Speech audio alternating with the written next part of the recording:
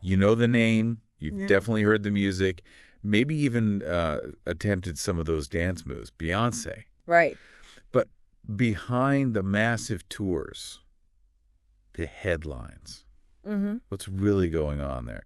We want to dig a bit deeper today than just the usual highlights. Exactly. It's about going beyond just, the success you see on the surface. We want to really get into the foundations, the key decisions, the things that propelled her from, well, a talented kid in Houston to this global force. And we're using Beyonce from the Famous People English Stories series as our main guide here.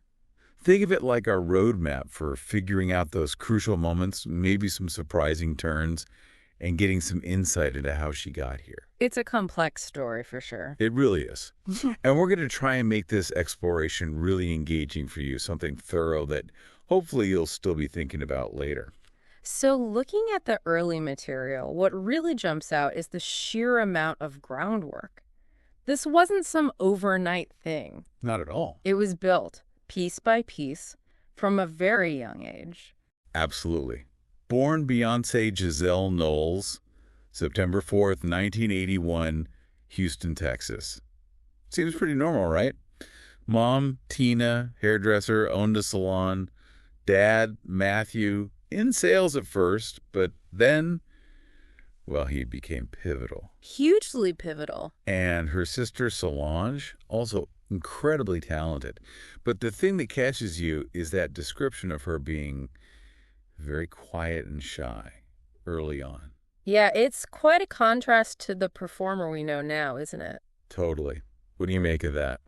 Well, it could mean that talent doesn't always, announce itself loudly right away. Maybe there was this inner world developing, this awareness growing before it burst out.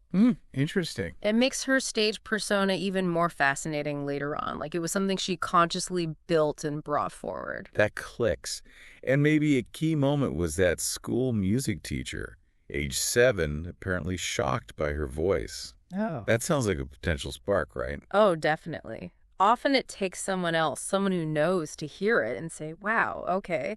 That kind of validation early on, it can be incredibly important. And it wasn't just talent after that. Yeah. The text really stresses the work ethic. Yeah, intense. Constant practice, competitions, singing, dancing, and parents who were completely invested. Lessons, shows, rehearsals. It sounds like she was incredibly focused, even as a kid. That kind of early discipline, that immersion in practice and competition, it probably builds this incredible internal drive. You think? Yeah, you learn resilience, you learn to strive for perfection. It's not just about having the gift, it's about sharpening it constantly. That becomes your foundation. Then came the groups. Girls' Time First, when she was about 9, which eventually became Destiny's Child in 93. But it wasn't smooth sailing initially. They faced rejections from labels. Right, which is a good reminder, isn't it? Success stories often have those bumps. Totally. Yeah. What does that tell us, those early no's? Persistence, definitely. Yeah. Resilience. In creative fields, rejection is just part of the process. You have to learn from it, adapt, keep going. Clearly, they had that grit early on. And a huge moment seems to be Matthew Knowles quitting his job. Yeah, 1993. To manage them full time. That's a massive risk for a family to take, isn't it? All in on this group. It shows incredible belief, not just in her talent, but in the whole group's potential. And it provided this vital support system, letting them focus purely on the music and performing. And it worked. Signed with Columbia Records in 97, first album in 98, and boom, no. That first hit. Things must have changed fast then. Oh, for sure. That first taste of real mainstream success. It validates everything, gives you confidence, opens doors to, the bigger industry machine. They went from potential to professional basically overnight. In the late 90s, wow. Destiny's Child just dominated. Say my name, Bills, Bills, Bills, jumping, jumping. They were everywhere. They really tapped into something. Great vocals, catchy songs people related to, especially young women, the dancing. And the whole package. And the themes, Empowerment, relationships, they had a voice. And within that group, Beyonce was clearly more than just the singer. Lead vocalist, yes, but also writing songs, even involved in the choreography. The source mentions early signs of leadership. Mm-hmm. The drive for perfection, the dedication. How do you think that showed itself back then? Probably in rehearsals. Pushing for higher standards, having a clear vision for where they should go musically and visually, taking initiative. It suggests she wasn't just going along for the ride, even then. Fascinating. And even as Destiny's Child was huge in the early 2000s, the text hints she was already thinking about, well, exploring more artistically. Yeah, that desire for something new. Even at the peak of the group's fame. Why do you think that happens? It's pretty common, actually. For creative people and groups, sometimes your individual ideas just get bigger than the group's framework can hold. She was a key creative force. She likely had sounds, ideas, themes she wanted to try that maybe didn't fit Destiny's Child perfectly. It's just artistic growth. Which leads us right into 2003. The solo album, Dangerously in Love.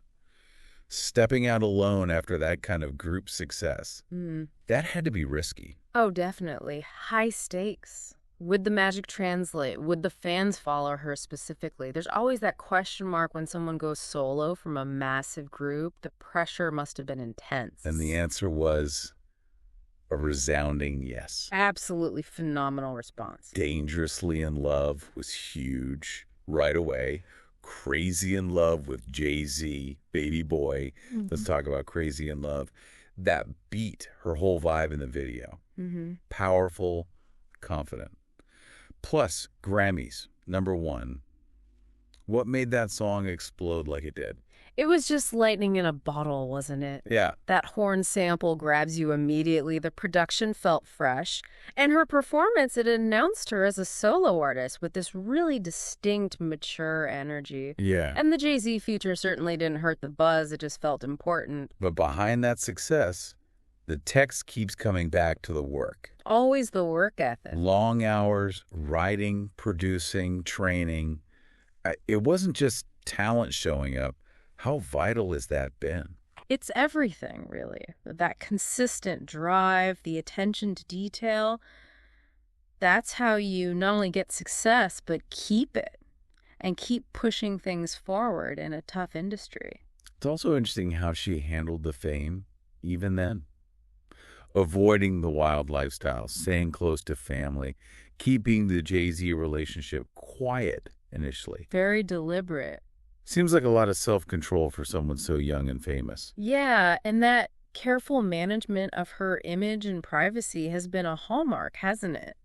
It suggests real maturity, understanding the potential downsides of fame. It let her control the narrative. So Destiny's Child officially ends in 2006. Final album, final tour, chapter closed. Fully solo now. And almost immediately B-Day drops. Yeah. Right after her 25th birthday, the source says it showed a new, more powerful side. Songs like Deja Vu, Ring the Alarm, and... Irreplaceable. Oh, Irreplaceable, massive. How did B-Day build on the first album? It felt like she was doubling down on her own artistic voice. Dangerously in Love was great R&B pop, but B-Day felt bolder. More assertive, maybe. Yeah, I get that. The energy was higher, and the themes, strength, independence, really started coming to the forefront. Things that became signatures for her. And she branched out, too, right? Yes. Acting in Dreamgirls around then. Got good reviews. Showcasing that versatility. Not just a singer, but a true performer, an entertainer in the broader sense. And again, the source mentions Constant planning and striving for improvement. Mm. It's like the background hum to everything. That refusal to stand still, always exploring, that's what keeps an artist relevant and exciting. The acting probably fed back into her stage presence, too, you'd think. Makes sense. Then 2008, I Am Sasha Fierce. This whole concept of the two sides, the softer I Am and then Sasha Fierce. The alter ego. Why create Sasha Fierce, do you think? Well, it could be a way to really unleash that performer side, right? The bolder, fiercer, maybe more overtly performative aspects of her stage presence. It kind of creates separation, allows for maybe more freedom or exaggeration on stage compared to her personal self. Interesting. And that album gave us huge hits. Halo, If I Were a Boy, Huh. and Single Ladies.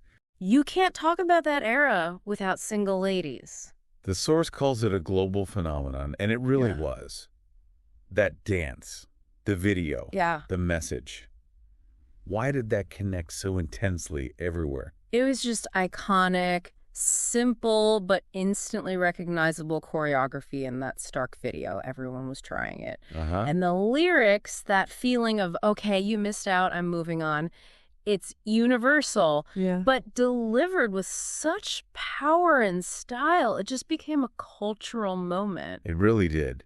And looking back, by this point, it felt like she was just getting started somehow, setting the stage for something even bigger. Exactly. By the early 2010s, she wasn't just a superstar, she was becoming this global icon. The consistency, the performances, the influence, it was undeniable. But then it seems she started thinking about using that platform differently. Which takes us to 2013, the surprise album, Beyonce. Just dropped overnight. No warning. A full visual album, a video for every song. Yeah. That completely shook up the music industry, didn't it? What was the statement there? It was a massive power move, asserting total artistic control, connecting directly with fans, bypassing the whole traditional promo machine. It said, the art speaks for itself, and you experience this whole thing, visuals included. Yeah. It really changed how major artists could release music. And the content itself was so bold, really personal. Love, marriage, body image, becoming a mother, power, and so honest, like Pretty Hurts, taking on beauty standards. Right, or Flawless, using Chimamanda Ngozi Adichie's words about feminism. That felt like a real shift artistically. Definitely. It was moving beyond just entertainment, Yeah. using her platform for bigger conversation, sharing more of herself, her perspectives. And sharing vulnerabilities too, right? The Mm. text mentions talking about her relationship, the miscarriage. That kind of openness must have really deepened the connection with her audience. Absolutely. It makes the icon feel human, relatable. Sharing those struggles creates a different kind of bond. And people responded. Critics, fans, everyone seemed to recognize the bravery, the honesty. It felt like a new era. Artistry, activism, personal story, all woven together. And then just a few years later, Lemonade, 2016. Which the source calls more than music, a film and cultural statement. And it really was, exploring heartbreak, anger, healing, Black identity, Black women's strength, history.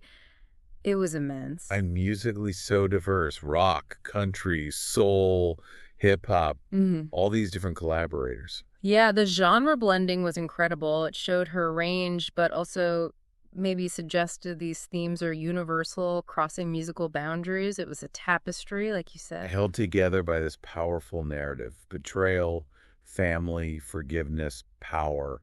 It felt like a complete story. Exactly. And the visuals, stunning, symbolic. It wasn't just background, it was integral to the whole experience. It sparked so much discussion. And Formation, the lead single. Wow. Such a celebration of Black culture, her Southern roots, but also tackling police violence, racism, Unapologetically. and then performing that at the Super Bowl with the Black Panther nods. Yeah. That was electric. A huge moment, using arguably the biggest platform imaginable to make a powerful statement about social justice. It blurred lines, sparked conversations everywhere. And her activism goes beyond the music, too, doesn't it? Mm. Supporting Black Lives Matter donations, women's rights advocacy, helping young Black students. It seems like a real commitment, using her influence where she feels it matters, a sense of responsibility that comes with that level of fame. Plus, she's savvy in business. Parkwood Entertainment, getting that control. Crucial. And things like Ivy Park. It's not just the art. She's building an empire. How important is that control? Absolutely vital, I'd say. It lets her steer her own ship, make decisions based on her vision, not just commercial pressures. It ensures longevity and allows her to build something lasting. Then, Coachella 2018, Homecoming. History made. First Black woman headliner. And that theme, celebrating HBCU culture, the marching band, the dancers. It was just spectacular. What made that so significant? It was pure cultural celebration on the biggest possible stage. A tribute to Black excellence, education, history, just meticulously crafted and powerfully delivered. The documentary and live album just cemented its iconic status. So by this point, yeah, the source nails it. Cultural icon, representing strength, independence, beauty, pride, inspiring people globally. Her whole journey becomes the symbol, right? Hard work, vision, courage, using your platform to lift others up. And somehow, through all that intense fame, she seems to maintain this authenticity, protecting her family, being intentional about when and how she speaks, controlling her narrative. Which is incredibly difficult to do at that level. It speaks volumes about her focus and her strategy. So, thinking about legacy, the future, the source looks back at all these roles she's played. Shy girl, group leader, solo star, icon, activist. What an evolution. And family has become more central to that public story, too. Marrying Jay-Z, though privately at first, then Blue Ivy in 2012, the twins Rumi and Sir in 2017. That has to shift perspective. And she brings them into the art sometimes, doesn't she? Blue Ivy on Tracks, winning that BET award for Brown Skin Girl. Yeah, Brown Skin Girl was such a beautiful moment, celebrating dark skin beauty. It feels like a deliberate way of weaving her personal values into the public work. Using her platform for positive representation, celebrating heritage. Then Black is King in 2020, another visual album tied to The Lion King, but really this huge celebration of African culture and beauty. Visually stunning, again, reinforcing that commitment to uplifting Black narratives and artistry on a global scale, solidifying her role as a cultural leader, really. The source tries to pin down her secret. It lands on that combo.